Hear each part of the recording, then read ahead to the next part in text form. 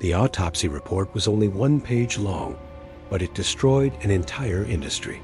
Cause of death: drowning.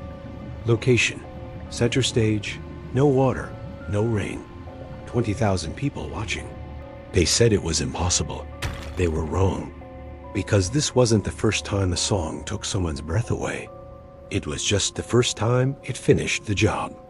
He was the main vocalist of one of the biggest K-pop groups in the world. Perfect smile, perfect voice, perfect control.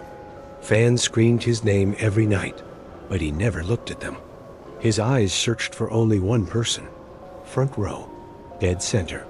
No light stick, no phone, no cheering. Just standing there, staring. She never sang along. She never blinked. And somehow, she always knew the lyrics before he did. The night she vanished, the melody didn't stop. It followed him home. The news said she died near the tracks behind the studio. Closed casket. No CCTV. Unfortunate fan accident. That's what they called it. He tried to believe them. He tried to sleep. At 3:17 a.m., he heard singing. Not loud, not clear.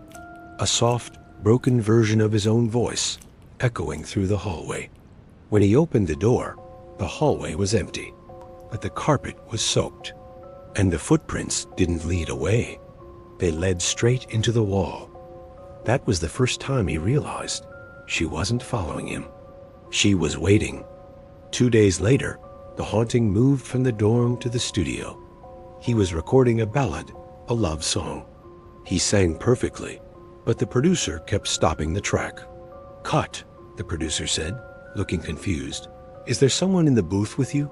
He looked around the small, soundproof glass box. Empty. "No," he replied. The producer played the audio back. Beneath his clear vocals, there was a second sound. Wet, heavy, like someone trying to scream with a mouthful of water. The producer wiped the file, blaming a corrupted hard drive. But he saw the producer's hands shaking. The air in the booth turned freezing cold. And on the lyric sheet in front of him, the ink started to run, turning into droplets of salt water that smelled of the ocean. The terror didn't stop there. During choreography rehearsals, things became violent. Mic cables tightened around his wrists without anyone touching them. Stage lights fell seconds after he stepped away, shattering where his head had been moments before. Staff blamed technical errors. His buddies blamed stress. "You're overworked," they said. "You need rest." He wanted to believe them. That night, he locked his bathroom door, turned on the hot water, and stared into the mirror, practicing his smile. When the steam cleared, words appeared from inside the glass, written slowly, like fingers dragging across it. "Sing it again. Sing it only for me." That was when the dream started and the drowning began. Every time he slept, he was on stage, alone, no crowd, no lights, just water rising from the floor, filling his lungs while applause echoed from beneath the surface. It wasn't normal water. It was thick, dark, and tasted of rust. Cold hands gripped his jaw, forcing his mouth open, pulling the air out of him. And always, her face, inches from his, bloated and pale, smiling lovingly as bubbles escaped his lips. He woke up every night choking, sheets soaked, throat burning as if he'd swallowed an ocean. She didn't want him dead. She wanted him with her. He finally broke. He told his bandmates everything. The girl, the footprints, the recording, the dreams. They laughed at first, until they saw him standing in the hallway, dripping wet, water pooling at his feet with no source in sight. One of them tried to touch his shoulder. His hand came back ice cold and covered in slime. "She's behind the stage," he whispered, his eyes wide and vacant. "There's another world there. A place where songs never end. Only the screaming does." The final concert sold out in 6 minutes.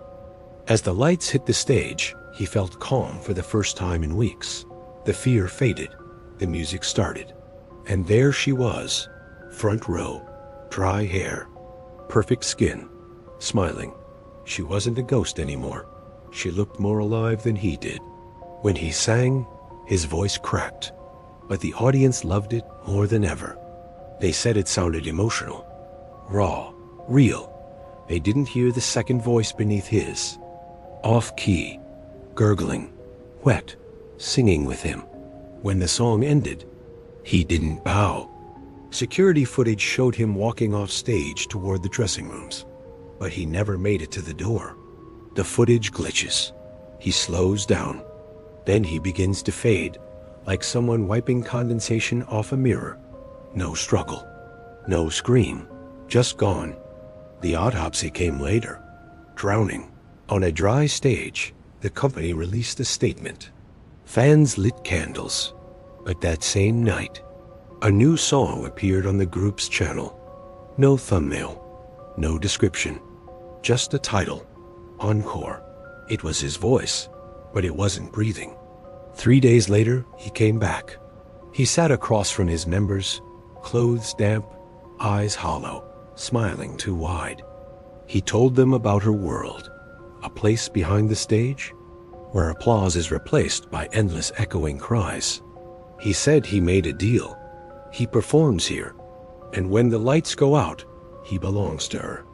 Now, every concert has one extra mic stand, unplugged. No one is allowed to move it.